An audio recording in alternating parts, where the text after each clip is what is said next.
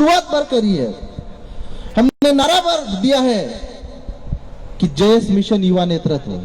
हमने नए युवाओं को, अभी आदिवासी समाज में मैं युवाओं को कहना चाहता हूं, हमारे आदिवासी समाज में तो कई अलग अलग राज्यों में, अलग अलग प्रांतों में, अलग अलग भाषाओं के आधार पे, प्रांतों के आधार पे हमारा समाज बटा हुआ है। 750 से ज्यादा आदिवासी समुदाय, लेकिन 750 से ज्यादा आदिवासी समुदायों को अगर एक करने का काम राष्ट्रीय स्तर पे किया है तो जय आदिवासी युवा शक्ति संगठन ने किया है। आज आदिवासी के नाम पर कई हजारों संगठन चल रहे हैं, आदिवासी के नाम पर कई लोगों की राजनीति चलती है, लेकिन आप लोगों से मैं पूछना चाहता हूं कि आदिवासियों का समस्याओं का समाधान हुआ? आप बोलो हुआ क्या? नहीं हुआ तो हाथ खड़े करके मुझे बताओ, हुआ क्या? नहीं हुआ। और क्यों नहीं हुआ? इसके पीछे भी एक बड़ा कारण है, क्योंकि हमने आदिवासी समाज, मुखड़ा तो हमारा है लेकिन रायचंद दूसरे हैं, तो हमको इन रायचंदों को दूर करना होगा, तभी हमारे समाज का भला होगा। आज आदिवासी युवा पढ़ा लिखा युवा सक्षम है। क्या आप लोग पढ़ने लिखने के बाद भी समाज को नेतृत्व नहीं दे सकते क्या? बोलो, दे सकते हैं कि नहीं दे सकते? आदिवासी की बात संसद के भीतर, सदन के भीतर नहीं कर सकते क्या? कर सकते हैं। तो क्या हमको ज्ञानचंदों और रायचंदों की जरूरत है क्या? नहीं है। तो इसको अपने जीवन में, अपने दिमाग की जीवन में भी उदाहरण करिए, उतारिए इसको। क्योंकि एक आप लोग को मैं बताना चाहता हूं, अभी हाल ही में मणिपुर में दंगे हुए। मैं अभी पूर्वोत्तर के 3 राज्यों में घूम के आया हूं और वहां पे भी हमारे आदिवासी भाइयों की बहुत ज्यादा स्थिति अच्छी नहीं है। दंगे हुए, कई आदिवासी भाइयों को मार दिया गया। मैं एक ही चीज के, अभी तक 10 साल के इस संघर्ष में एक ही चीज के निष्कर्ष में पहुंचा हूं कि आदिवासी भाइयों की समस्याओं का समाधान अगर कोई कर सकता है तो हमारे आदिवासी समाज के युवा कर सकते हैं, कोई दूसरा नहीं कर पाएगा। आज छत्तीसगढ़, झारखंड, उड़ीसा में आदिवासी भाई नक्सलवादी के नाम पे मारे जा रहे हैं। आज पूर्वोत्तर में उग्रवादी के नाम पे मारे जा रहे हैं। आज मध्य प्रदेश की जेलों में सबसे ज्यादा हमारे आदिवासी भाई सिर्फ शराब के नाम पर जमीन के विवाद में बंद हैं। ये जेलें जो बनी, किनके लिए बनाई गई है आजाद भारत में? क्या हमारे आदिवासी भाइयों के लिए बनाई गई है? नहीं, आदिवासी भाइयों को तो न्याय देने के लिए 5वीं अनुसूची, 6वीं अनुसूची बनाई गई है, लेकिन सत्ताधारी पार्टियों ने कभी भी आदिवासियों की 5वीं और 6वीं अनुसूची की तरफ ध्यान नहीं दिया। और अभी भी मैं शिवराज मामा को इस मंच से खुला ऐलान करता हूं, चैलेंज करता हूं, अगर 5वीं अनुसूची चुनाव से पहले लागू नहीं करी तो शिवराज मामा को रवानगी दिखाए गए आदिवासी समाज। जिस प्रकार 6वीं अनुसूची लागू नहीं करी तो हम रवानगी दिलाएंगे। एक एक जय युवा संकल्प लो कि आपको दारू चाहिए या अधिकार चाहिए। तो एक नारा है कि अधिकार हमारे जीने के, चढ़कर लेंगे सीने से। अनिल गर्ग जी ने बहुत अच्छी बातें कही है कि आज का जमाना जो है, हमारे अधिकार में हमको कोई देने वाला नहीं है। ये जमाना और ये समय क्या है कि अधिकार छीन कर लेने वाला है। तो मैं बोलूंगा अधिकार हमारे जीने के, तो आप लोग बोलिए चढ़कर लेंगे सीने से। मतलब चढ़ना नहीं है किसी के छाती पे, पर एक दहशत पैदा करनी है कि अगर नींद हो गए तो हम पढ़े लिखे युवा आज इतने जागरूक तो हो गए कि छीन के भी लेने का दम रखते हैं। मेरा यही मतलब है। तो अधिकार हमारे जीने के, अरे अधिकार हमारे जीने के। तो साथियों, आज हमारे अधिकारों की लड़ाई हमको चढ़कर लेना है, सीने पर चढ़ना पड़े तो चढ़ो, लेकिन अगर इस जवानी में भी अपने अधिकार नहीं ले पाए तो थोड़े दिन डोकरे होके जमीन में गड़ जाओगे। 5-5, 7-7 फीट गड्ढे में कोई नहीं पूछने वाला है। और ये समय है आज जयेश के पांडाल के नीचे इतने सारे युवा, इतनी सारी जवानियां बैठी हुई है। अगर एक एक युवा अगर संकल्प ले ले, इस आज के इस पांडाल में संकल्प ले ले, कसम खा ले कि मध्य प्रदेश में 6 महीने बाद आदिवासी मुख्यमंत्री बनाना है, तो किसी के माई का लाल नहीं रोक सकता आप लोगों को मध्य प्रदेश में। लेकिन सिर्फ नारे देने से काम नहीं चलेगा। एक एक क्रांतिकारी युवाओं को, एक एक हमारे भाइयों को मैदान में उतरना पड़ेगा। और जिस प्रकार हम लोगों ने, भाई हमारे बीच मतभेद कुछ भी हो, वैचारिक मतभेद, लेकिन हमारा किसी भी युवा के प्रति मन में कोई भेद नहीं है। और आज डॉक्टर हीरा अलावा मैं बता रहा हूं साथियों, मैं किसी पद का भूखा नहीं हूं। मैं तो आज भी जयस में एक छोटा सा कार्यकर्ता समझता हूं अपने आप को। और संरक्षक की बात रही तो समाज में हर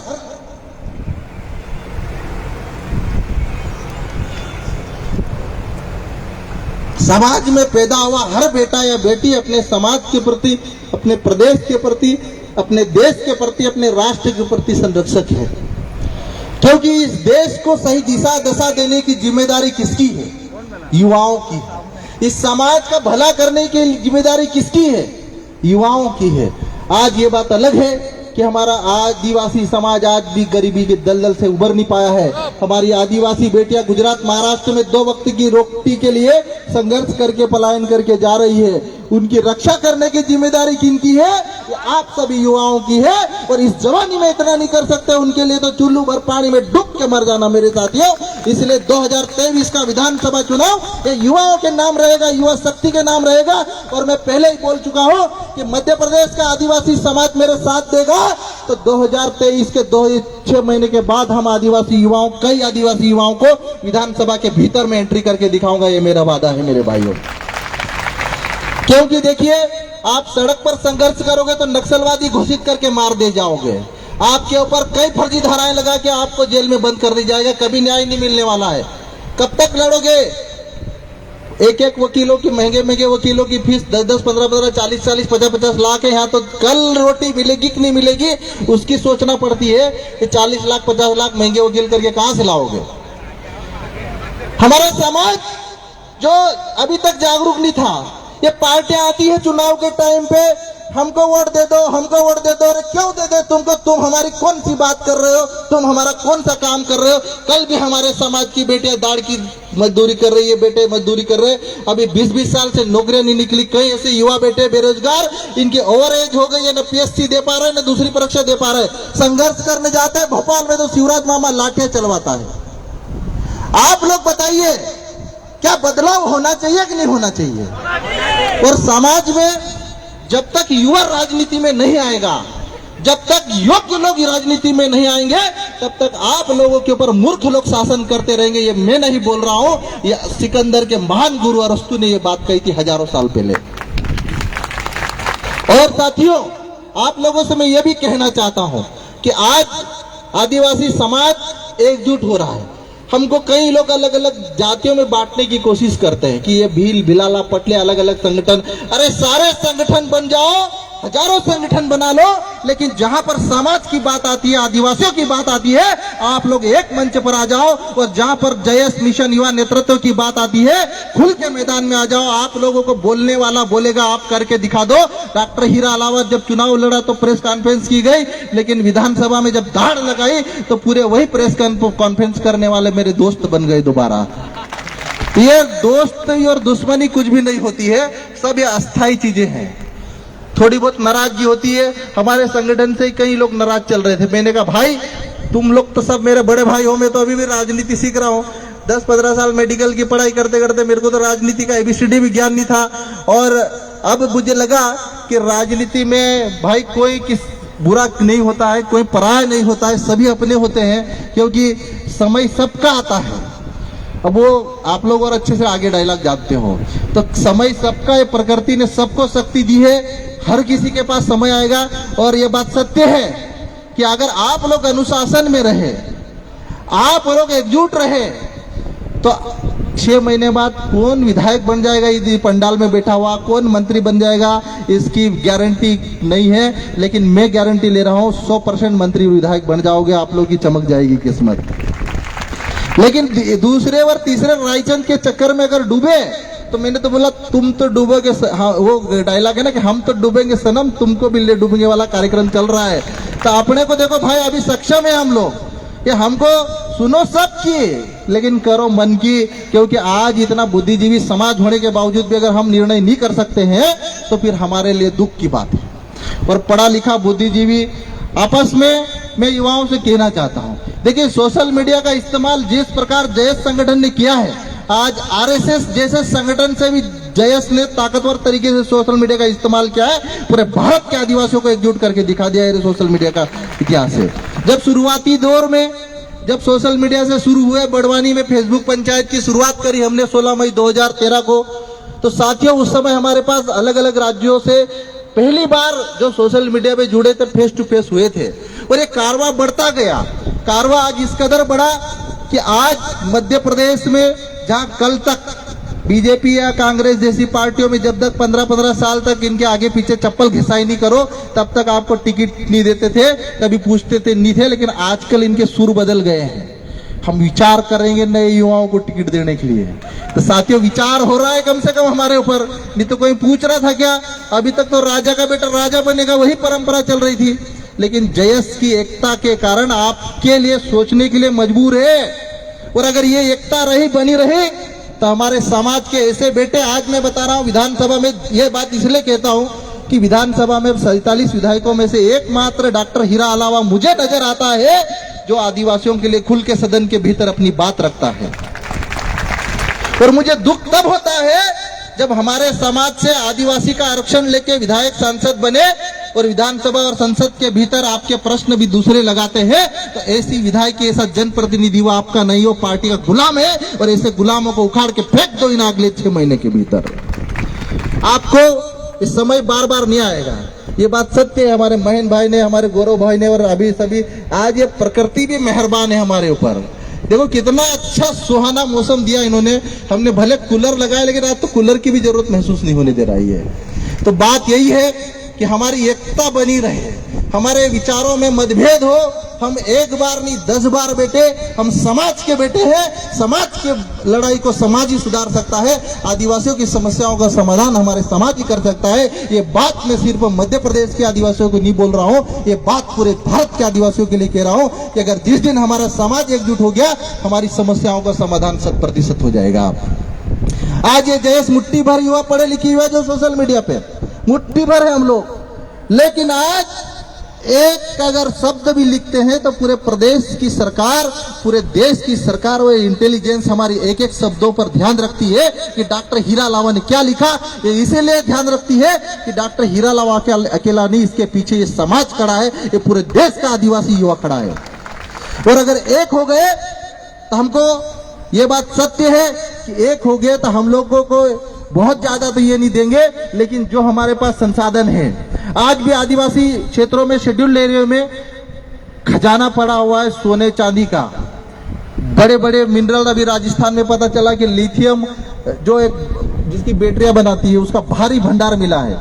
मुझे पूरा भरोसा है कि वो आदिवासी क्षेत्र शेड्यूल्ड एरिया में ही होगा। तो ऐसे कई भंडार बड़े पड़े हैं, लेकिन वो तब मिलेगा आपको जब हम सब समाज सब एकजुट होगा, युवा एकजुट होगा और मिलकर लड़ेगा। एक दूसरे का टांग खिंचाओ नहीं, एक दूसरे का सारथी बनो मेरे भाइयों। अगले 6 महीने में नई कहानी लिखनी जाए मध्य प्रदेश में, तो आप लोगों को मैं बताना चाहता हूं साथियों। तो मेरे युवा साथियों, ये समय आपका है, ये समय युवाओं का है, और ये समय पढ़े लिखे युवाओं को समाज में, राजनीति में बदलाव लाने का है। और अगर अभी नहीं ला सकते हो तो फिर कभी नहीं ला पाएंगे, क्योंकि ऐसा समय हमारे पास बार बार नहीं आने वाला मेरे भाइयों।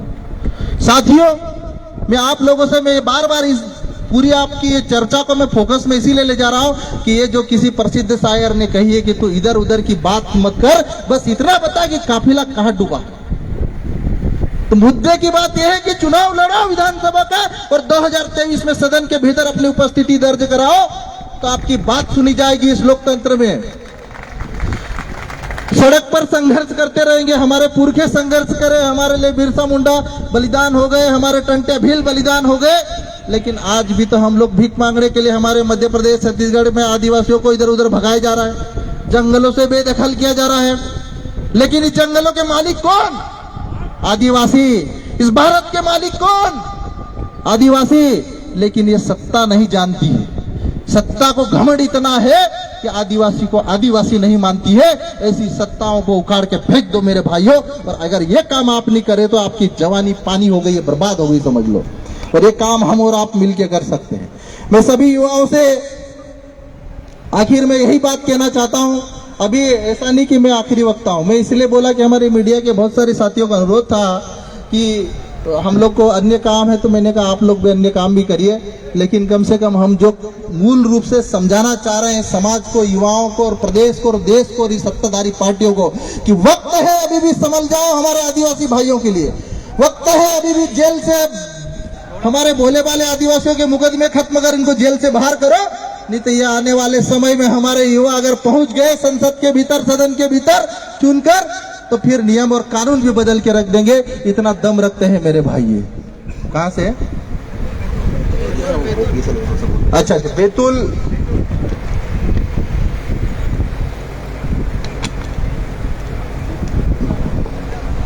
बैतूल जयेश से हमारी टीम उपस्थित हुई है। आपका तहे दिल से हम आभार प्रकट करते हैं। स्वागत है, अभिनंदन इनके लिए। एक बार जोरदार तालियां बजाइए साथियों। हमारे अधिकारी कर्मचारी पुरानी पेंशन बहाली की मांग कर रहे हैं, तो मैं आप लोगों से एक प्रस्ताव पास करवाना चाहता हूं। हाथ खड़े करके बताइए कि क्या पुरानी पेंशन बहाल होनी चाहिए? हाथ खड़े करके भाई। चलो, तो 100% हम इस बात का समर्थन करते हैं कि पुरानी पेंशन बहाल होनी चाहिए। और साथ में कर्मचारी अधिकारियों का जो ट्रांसफर हमारी मध्य प्रदेश सरकार कर रही है, शिवराज मामा और आरएसएस से जुड़े छोटे भैया नेताओं में आप लोगों को मैं बताना चाहता हूं कि अगर हमारे आदिवासी समाज का कोई भी कर्मचारी और अधिकारी अगर सामाजिक कार्यक्रमों में जा रहा है और सामाजिक कार्यक्रमों में जाने की सजा अगर ट्रांसफर के रूप में दे रहे हैं, तो मैं इतना बोल देना चाहता हूं कि बस ध्यान रखना कि समय अगर हमारा आ गया तो फिर तुम्हारा क्या होगा, इस बात का भी आगे ध्यान रखना। क्योंकि ये जो बदले की भावना की राजनीति हम लोग करना नहीं सीखे, लेकिन अगर सिखाओगे तुम, क्योंकि सिखा तो यही रहे, सिखाओगे तुम तो फिर भुगतोगे भी तुम ही। इसलिए मेरा यही अनुरोध है कि हमारे ऐसे कर्मचारी अधिकारी जो हमारे जयेश को प्रत्यक्ष से, जयेश ने क्या बिगाड़ लिया भाई तुम्हारा? आज 5वीं 6वीं अनुसूची कोई नहीं जानता था, चर्चा भी नहीं करते थे, लेकिन जयेश के कारण कम से कम लोग पढ़ने तो लगे, खंगालने तो लगे। हमारे मीडिया के साथी भी नहीं जानते थे, लेकिन कम से कम मीडिया की मुख्य धारा में छप तो रहा है कि 5वीं होती है। कोई पहले 5वीं और 6वीं क्लासेस जानते थे, इससे अच्छा अनुसूची नहीं जानते थे। पर अभी जयेश के आने के बाद 5वीं और 6वीं अनुसूची जाने लगे। अभी हमारे ये बात सत्य है कि हम आज से 10 साल पहले टंटे भील को लुटेरा डकैत बोल बोल के मजाक उड़ाया करते थे, लेकिन ये जयेश के कारण आज भगवान के रूप में चौराहे में पूजा जा रहा है। हमारे लिए गर्व का विषय है। और हमारे क्रांतिकारियों को स्वतंत्रता सेनानी का दर्जा भी दे सरकार, क्योंकि अभी भी रिकॉर्ड में इनको डकैती बोला गया है। तो ये सब तब होगा जब हमारे तुम्हारे जैसे युवा पढ़े लिखे सदन के भीतर पहुंचेंगे। और पहुंचेंगे कब? जब सदन के भीतर जाने के लिए चुनाव लड़ोगे। और कहीं बदनामी से कहीं नहीं डरना साथियों। मेरे जैसा डॉक्टर हीरा अलावा जितना बदनाम हुआ उतना तो कोई नहीं होगा मेरे भाइयों। पता नहीं क्या क्या नहीं फैलाया गया। हीरा अलावा नक्सलवाद फैला देगा, हीरा अलावा लूट लेगा, हीरा अलावा पता नहीं क्या क्या धर्म। ये धर्म, एक बात एक ये भी आती कि ये जयेश का ही धर्मांतरण कराता है। मैं स्पष्ट करना चाहता हूँ, हम किसी भी धर्म के खिलाफ नहीं, और मैं स्पष्ट बोलता हूँ धर्मांतरण के खिलाफ डॉक्टर हीरा अलावा भी है। क्योंकि जो भी आदिवासी अपनी मूल संस्कृति भूलेगा, जो भी आदिवासी अपनी परंपराओं को भूलेगा, अपनी भाषाओं और रीति रिवाजों को भूलेगा, वो कभी भी संविधान के नियमों के अनुसार Lokur committee BS Lokur committee 1965 के अनुसार आदिवासी नहीं रहेगा। मक्खी की तरह निकाल के फेंक दिया जाएगा और रोते गाते रहोगे, कुछ नहीं होने वाला है आगे। तो जितने भी हमारे समाज के अधिकारी जो इंदौर या भोपाल में बस गए और जिनके बच्चे KG1 से अंग्रेजी स्कूल में पढ़ रहे हैं, तो उनको जिस समाज में पैदा हुए उस समाज के 2 सेंटेंस सबसे पहले सिखा देना। क्योंकि जिस दिन कोर्ट के सामने जज ने पूछ लिया कि तू जिस समाज का है उसके 2 सेंटेंस बोल, नहीं बोल पाया तो तू ST से बाहर हो जाएगा। ये लोकूर कमेटी कहती है साथियों। इसलिए कभी भी अपनी संस्कृति, अपनी भाषा, रीति रिवाज और परंपराओं मत भूलना। भले साल भर इंदौर या भोपाल रहो, लेकिन कम से कम एक बार आपके समाज का कार्यक्रम हो, आपके परंपराओं का कार्यक्रम हो, तो गांव में अपने छोटे छोटे बच्चों को ले जाना। क्योंकि अंग्रेजी काम नहीं आएगी उस टाइम पे, वहां पे अपने आदिवासी काम आएगी। इसलिए मैं बोलता हूँ कि अब अपनी आदिवासी भाषा जो भी भीली हो, अलगोंडी हो, अलग अलग भाषाओं का संरक्षण करने की जिम्मेदारी भी हमारे युवाओं की है। साथियों, बातें बहुत लंबी चौड़ी है और मूल मुद्दा यही है कि इस पंडाल में आज इस एकता को दिखाने के लिए हमारे सभी महेंद्र भाई, हमारे अनुरोध पर नितेश भाई, विजय भाई, गौरव चौहान जी के बारे में बताना चाहता हूँ। इनका योगदान जयेश में बड़ा भारी है भाई। जब इंदौर में कार्यक्रम इंटरनेशनल फेसबुक पंचायत करी थी तो इन्होंने 20-25 हजार रुपए दिए थे। उस समय पे जब 10 साल पहले जब हमको वास्तव में गाड़ी में डीजल डलाने के पैसे नहीं मिलते थे, तो 20 हजार मिल जाए भाई हमारे जैसे गरीब लोगों को 20 साल पहले, 15 साल पहले बहुत मायने रखते हैं। तो ऐसे कई लोगों ने देखो इस संगठन को कई और नाम लिया हूं, कई ऐसे अधिकारी रहे हैं, कई कर्मचारी रहे हैं समाज के अंदर जिनमें आदिवासियत का जुनून है, जज्बा है, उन्होंने सपोर्ट किया है। और आज भी इस कार्यक्रम में हमारे कई साथियों ने, अधिकारियों ने प्रत्यक्ष अप्रत्यक्ष रूप से सहयोग किया है। भले सरकार उनको डरा के रखी, लेकिन मैं आप लोगों को यह भी भरोसा दिलाना चाहता हूं कि 6 महीने बाद हम बदलेंगे। ये इनसे अगर ये बदला ले रहे हैं तो फिर हम भी बदला लेंगे इनसे।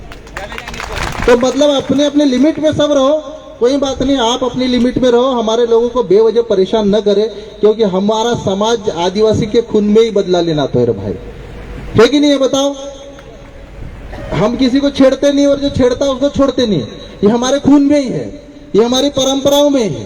पहले से कभी हम किसी के बारे में अफवाह नहीं फैलाते हैं। आपने देखा होगा हीरा लाल के बारे में खूब लिखा लोगों ने, मैंने कभी नहीं लिखा, सिर्फ एक ही पोस्ट लिखी थी मैंने, और उसी एक ही पोस्ट से भूचाल पैदा कर दिया था फेसबुक ने। तो मैं यही कहना चाहता हूं कि हमारा समाज बहुत भोला भाला है, हम लोग भी बहुत भोले भाले हैं। हम लोग को जैसे खुकार, नक्सलवादी, पता नहीं क्या क्या, मैंने किसी को आज तक चाटा भी नहीं मारा होगा भाइयों। हाँ, अलग बात है कि ऊंची आवाज में डांट देता हूं हमारे साथियों को। तो हम लोग ऐसे लोग भी हैं जैसे हमारे बारे में पिक्चर दिखाई जाती है कि नहीं ये तो ये सब विलेन है, लेकिन कई बार हम लोग ये भी बोलते हैं कि आजकल फिल्मों में भी साउथ के विलेन की फिल्में ज्यादा चलती है, तो वो भी मंजूर है, हमें वो दिक्कत नहीं है। आप सभी साथी एकजुट हुए, एक मंच पर आए और ये संदेश देने में आप कामयाब हो गई आज का इस कार्यक्रम कि आज आदिवासी समाज जय संगठन एक था, एक है और एक रहेगा।